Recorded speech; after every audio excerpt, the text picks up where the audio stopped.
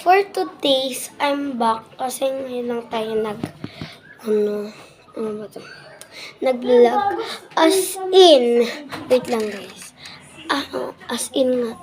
Kasi kahapon, ano nga ba to? Kahapon nag-swimming kami. Kasama yung pinsan ko, si Bibi. Tapos, ang ninang Ayla, pati ang kuya Glenn. Tapos, ang tita Daisy,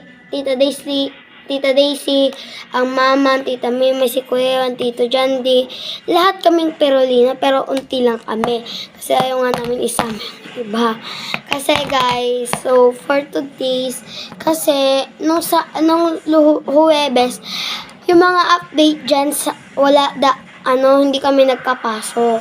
Tapos, nung Friday, rumating ang mga ninang Ayla, pati si PB, tita Daisy, ang kuya Glenn,